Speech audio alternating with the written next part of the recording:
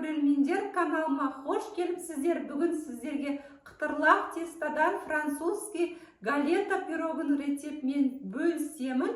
Менімен бірге бейнеде болыңыздар және каналыма тіркеліп алыңыздар. Алдағы уақытта сіздерге түрлі рецепттермен бөлісіп отырамын.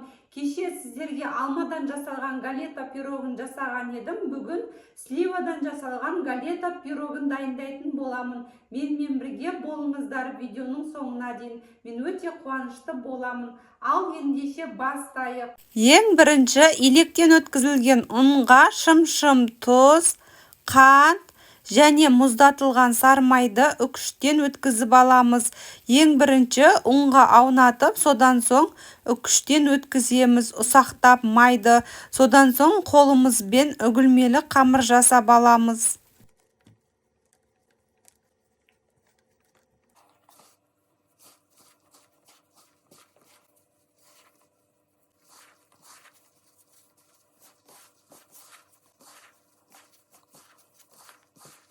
Осылай үгілмелі қамыр жасап алдық. Енді 4 ас қасық көлемінде мұзды суымызды құямыз.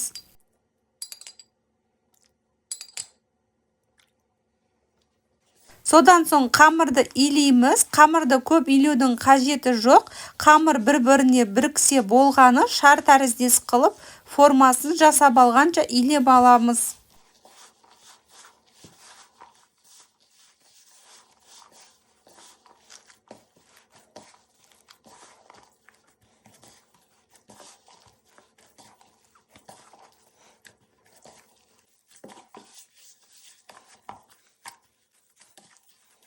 Қамырды илеп алдық, 30 минутқа тоңазытқышқа қоямыз.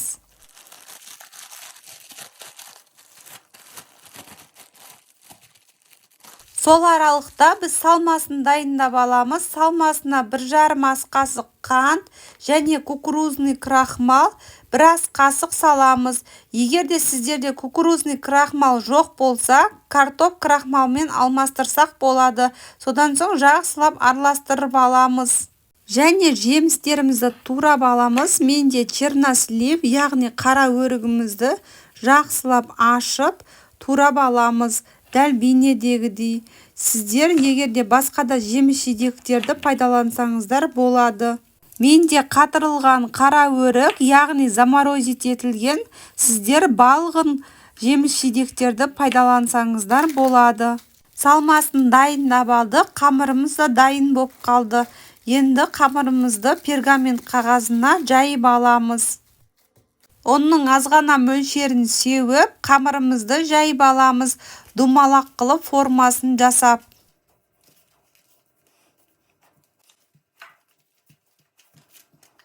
Оқтаумен жайып аламыз.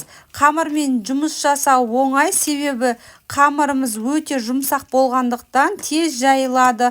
Осылай қамырымызды жайып аламыз, формасын жасап бір тегіс қылып әдемі болу үшін формамыз. Содан соң алдын ала дайындап алған крахмал мен қантымызды осылай бірден круглый қылып, осылай думалақ қылып, ортасына қамырдың жайып шығамыз.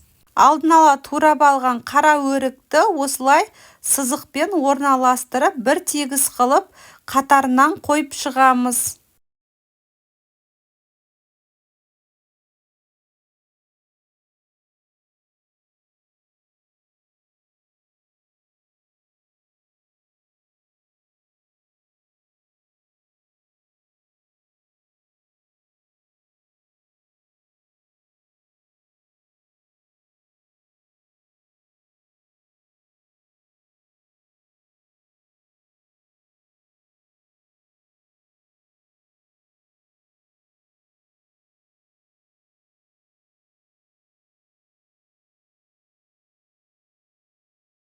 Черносливті орналастырып алдық. Енді қамырымыздың формасын жасап аламыз. Осылай бортик қылып, екі шетін бір-біріне жабыстырып, қамырымызды жинап шығамыз. Осындай әдемі формасы дайын болады. Формаға салып, әуре болмайсыздар. Қолымызбен осындай керемет пирог жасаймыз. Өте тез жасалады, әрі оңай. Бір жасағанда бір шайда желініп кетеді. Өте дәмді.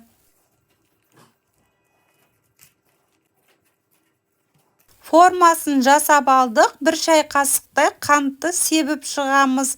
Және даршын қоссаңыздар болады. Мен даршын себіп шықтым. Сіздерге ұнамаса қант ұнтағын себіп шықсаңыздар болады бетіне. Содан соң жұмыртқаның сарыуызына 1 шай қасық сүтімізді араластырып, қамырымыздың жанына осылай жағып шығамыз. Піскен кезде өте әдемі болып пісіп шығады. Енді қызып тұрған пеште 180 градуста 30-35 минут аралығында пісіріп аласыздар. Пештеріңіздің ыңғайына қарай пісіре бересіздер. 160 градусқа да түсірсеңіздер болады. Ақырын противенге орналастырып, қызып тұрған пеште пісіреміз. Қараңыздаршы, өте дәмді, балғын галета пирогымыз дайын болды. Сіздер де жасап көріңіздер. 1 жасағаннан шығады. Менің рецептерім ұнаса, достарыңызбен бөлісіп қойыңыздар. Және каналыма тіркеліп алыңыздар. Қазақша каналдың дамуына үлестеріңізді қосыңыздар. Сіздермен болған Жансая. Сау саламатта болыңыздар.